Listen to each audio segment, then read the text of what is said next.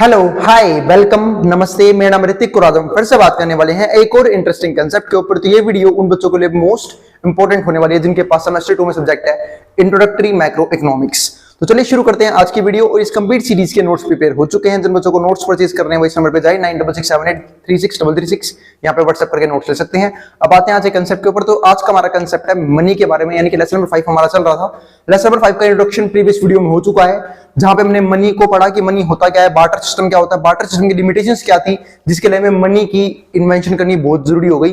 ठीक है, इसके अलावा हमने एक टॉपिक को डिस्कस किया था कि टाइप्स ऑफ मनी क्या होते हैं, यानी कि मनी कितने प्रकार के होते हैं और कौन कौन से होते हैं। तो जिसमें तक प्रीवियस वीडियो ना देखी हो तो पहले जाइए वो वाली वीडियो देखिए, काफी इंपॉर्टेंट वीडियो है। उसके बाद इस वीडियो पे आना और इस वीडियो में डिस्कस करेंगे फंक्शंस ऑफ मनी, यानी कि मनी के फंक्शंस कौन कौन से हैं। 4 तरह के फंक्शन होते हैं, 4 को डिस्कस करेंगे सिंगल वीडियो में। तो पहले जो हमारा फंक्शन है मनी का वो है medium of exchange. Medium of exchange समझते हैं। तो हम सब जानते हैं, अगर मैं मनी की डेफिनेशन की बात करूं तो उसका मतलब क्या होता है, मीडियम ऑफ एक्सचेंज मतलब एक ऐसा मीडियम जो एक्सेप्टेबल हो सबके लिए, किसी के लिए मुश्किल ना हो उसे एक्सेप्ट करना, इजी हो उसकी हेल्प से एक्सचेंज करना। तो इसलिए मनी को सबसे पहले यूज किस लिए करते हैं, एक्सचेंज करने के लिए। जैसे मान लो हमें कोई भी गुड्स या फिर कोई भी सर्विसेज बाय करनी है, तो आज के टाइम में हम क्या करते हैं, हम पैसे को लेकर जाते हैं उस मार्केट में जहां पे वो चीज अवेलेबल है, वहां पे पैसा देते हैं और वो चीज को बाय कर लेते हैं। तो इस तरीके से हमारा एक्सचेंज पॉसिबल होता है, यानी कि 2 ट्रांजैक्शंस, चाहे बाय करनी हो चाहे सेल करना हो, इन दोनों ट्रांजैक्शंस को हम कर सकते हैं मनी की हेल्प से। और इसने सबसे बड़ी लिमिटेशंस को दूर कर दिया, वो क्या था, बार्टर सिस्टम का, यानी कि double coincidence of bonds. Barter system में एक कंसेप्ट था डबल कोइंसिडेंस ऑफ बॉन्ड्स। इसका मतलब क्या है कि बार्टर सिस्टम में अगर आपको गुड्स के बदले गुड्स एक्सचेंज करना है, फॉर एग्जांपल फिर से बोलूंगा, मुझे मार्कर के बदले अगर मुझे पेन चाहिए तो मुझे क्या करना पड़ेगा, मुझे ऐसे बंदे को ढूंढना पड़ेगा जिसके पास क्या हो, पेन हो, ताकि मैं उसे क्या कर दूं, मार्कर दे दूं और उसे पेन ले लूं। और ध्यान रखना यही नहीं, उसके पास पेन भी हो और उसकी नीड हो मार्कर, ताकि उनसे एक्सचेंज करे। तो डबल कोइंसिडेंस ऑफ बॉन्ड्स के चक्कर में बार्टर सिस्टम बहुत ही खराब सिस्टम था। तो इसलिए हमने मनी इन्वेंट की ताकि मनी की हेल्प से एक्सचेंज क्या हो जाए, इजी हो जाए। तो मनी का सबसे इंपॉर्टेंट फंक्शन क्या है, मीडियम ऑफ एक्सचेंज।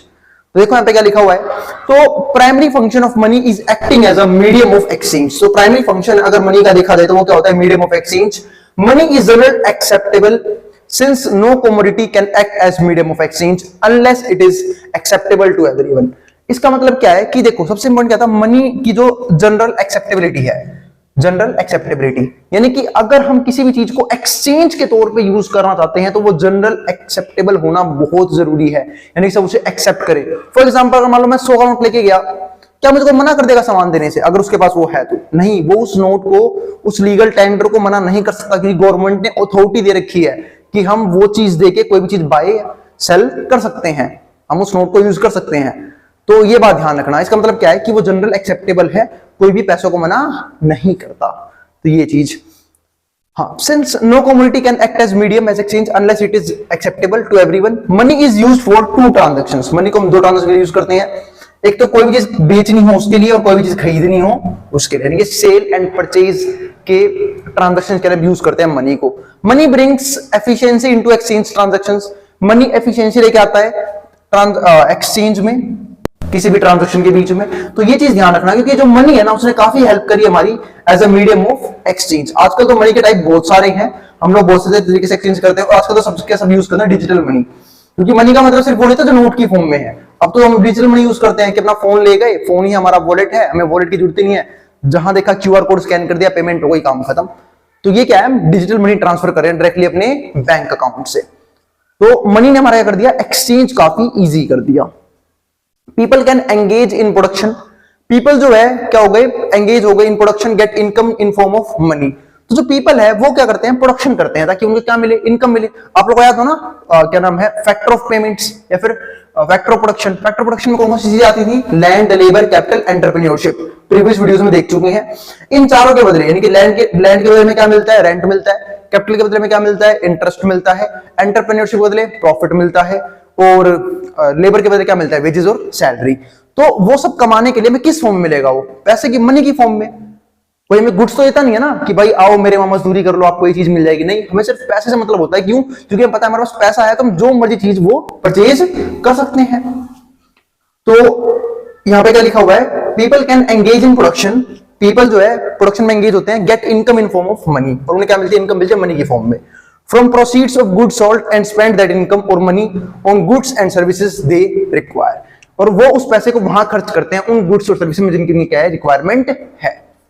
अब हमारे पास क्या आएगा, दूसरा कंसेप्ट, दूसरा क्या आएगा, मेजर वैल्यू। ये मेजर वैल्यू में काफी हेल्प करता है। अब मेजर वैल्यू का मतलब क्या है, बार्टर सिस्टम की एक ये भी लैक था, एक ये भी डिसएडवांटेज था कि उसकी कोई भी मेजरमेंट वैल्यू नहीं होती।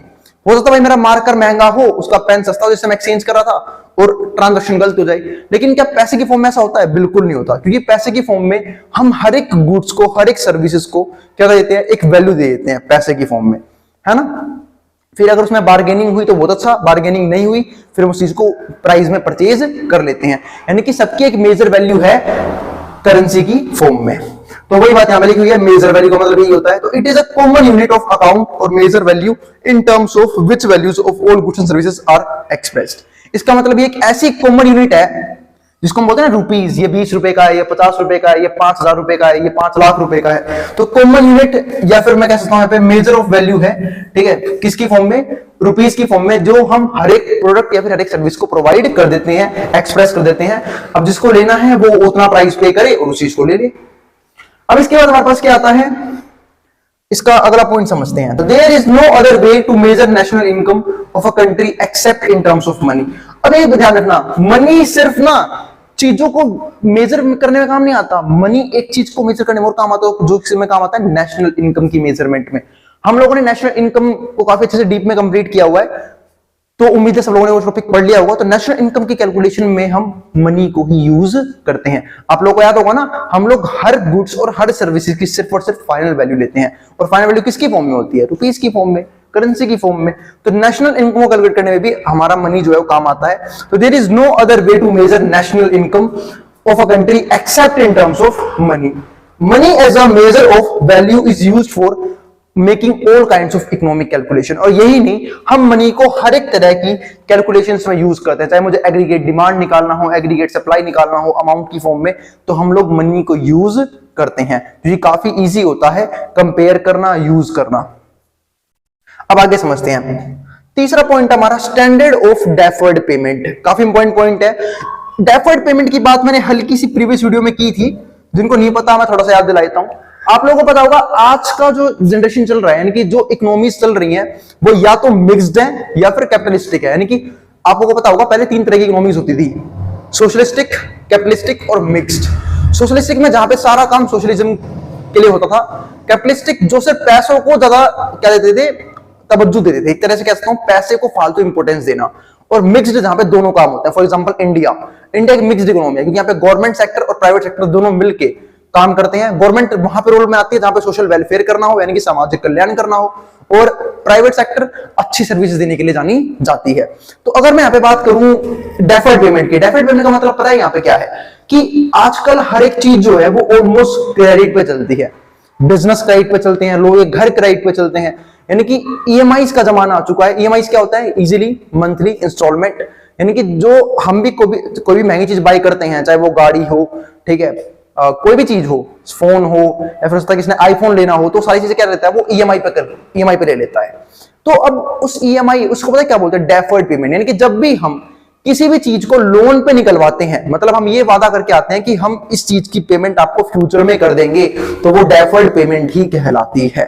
तो वही बात यहां पे लिखी हुई है। तो credit plays a very important role in modern capitalistic economy. तो क्रेडिट जो है वो काफी इंपॉर्टेंट रोल प्ले करता है किसी भी मॉडर्न कैपिटलिस्टिक इकोनॉमी में, और इसलिए ज्यादा बिजनेस भी क्रेडिट पे चलते हैं। क्यों? क्योंकि जब हम कोई चीज बाय करते हैं तो किससे करते हैं, बिजनेसमैन के जेब से। भाई हमने मान लो फोन खरीद लिया, तो फोन किसी कंपनी का होगा, तो एक तरह से क्या हो गया, हमने उनसे लोन ले लिया।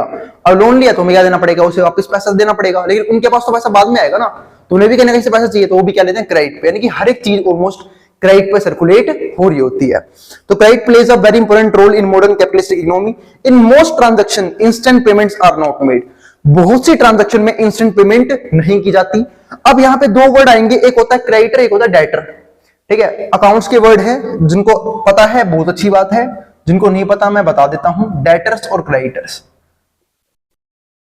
ठीक है, डेटर वो बंदा होता है जिसको पैसे, जो हमें पैसे देने वाला होता है, इसको हम बोलते हैं एसेट। क्या बोलते हैं, एसेट। एसेट याद रखना, जहां से मैं पैसा ना होता है, यानी कि मैं कहता हूं इसको देख के मुझे होती है खुशी, अब खुशी कैसे, आपको एक एग्जांपल देता हूँ।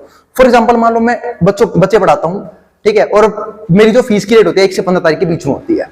अब 1 से 15 तारीख के बीच में जो बच्चे मेरे क्या है, डेटर है, क्योंकि मुझे फीस देने वाले हैं, तो मुझे उनको देके क्या मिलेगी, खुशी, क्योंकि मुझे फीस देने वाले हैं महीने के एंड में, है ना, जो मेरे क्या बनता है, इनकम का सोर्स।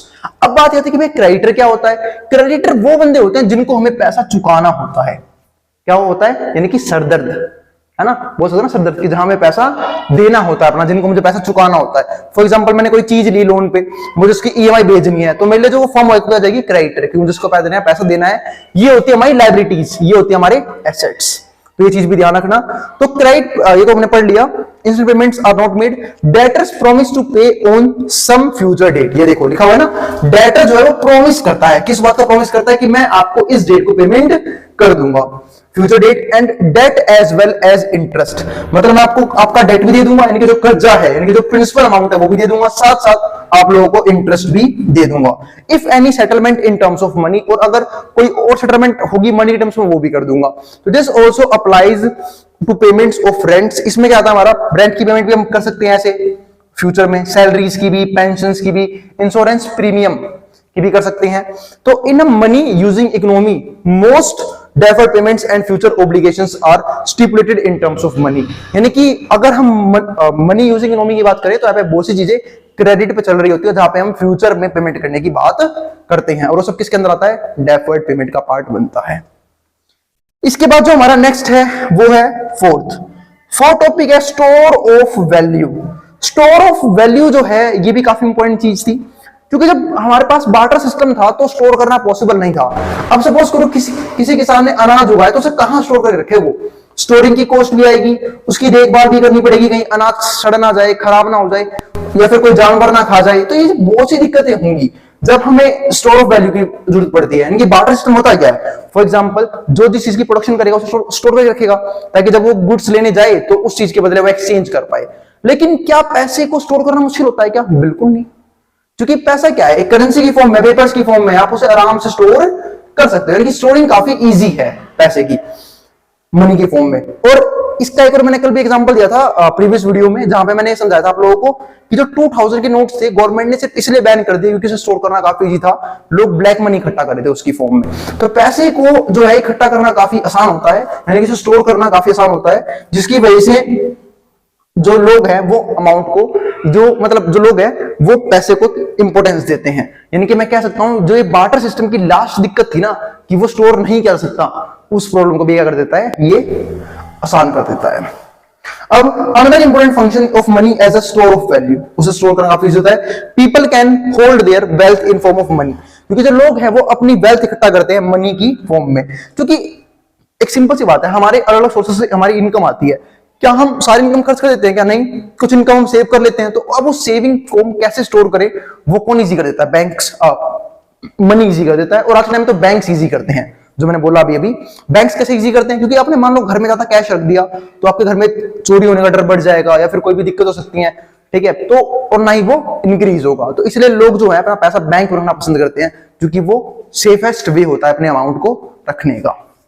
तो वही बात यहां पे है। तो this function is also derived from the use of money, और ये भी कहां से आता है, हमारा यूज ऑफ मनी से आता है, as a medium of exchange. People get their incomes in form of wages, salary, rent and interest. बता चुका हूं, क्योंकि जो पीपल्स है, जनरल पीपल्स, उनको इनकम कहां से मिलती है, उनके फैक्टर प्रोडक्शन की वजह से। वेजेस मिलेगा लेबर के बदले, सैलरीज मिलेगी लेबर के बदले, रेंट मिलेगा कैपिटल, क्या नाम है, लैंड के बदले, इंटरेस्ट मिलेगा कैपिटल के बदले, और प्रॉफिट मिलेगा एंटरप्रेन्योरशिप के बदले। तो they decide to same spend immediately और at later point of time. तो या तो उस पैसे को वो इमीडिएटली खर्च कर देते हैं, या फिर बचा के रखते हैं, स्टोर करके रखते हैं, और कुछ टाइम बाद खर्च करते हैं। और स्टोर करना, ध्यान रखना, मनी की फॉर्म में काफी इजी होता है। तो इसलिए जो ये जो 4 फीचर्स हैं, ये ना सिर्फ बार्टर सिस्टम की डिसएडवांटेज खत्म करता है, ये भी दिखाता है कि मनी किस तरीके से काम करती है और मनी के एडवांटेजेस क्या क्या है। तो ये चारों पॉइंट हमारे एज अ एडवांटेज भी यूज किए जा सकते हैं। तो मिलते हैं फिर नेक्स्ट वीडियो में, जहां पे हम बात करेंगे नेक्स्ट चैप्टर के ऊपर। ये हमारा खत्म हो चुका है, नेक्स्ट चैप्टर मेरे हिसाब से मनी सप्लाई के ऊपर है। तो अब जिसको जो उतारना उतार लेना मेट्रो बोर्ड के सामने से। और अगर भाई वीडियो पसंद आए तो वीडियो को लाइक के बिना मत जाना, और चैनल को सब्सक्राइब भी कर देना ऐसी वीडियोस के लिए। अब जिसको जो उतारना उतार सकता है मेट्रो बोर्ड के सामने से।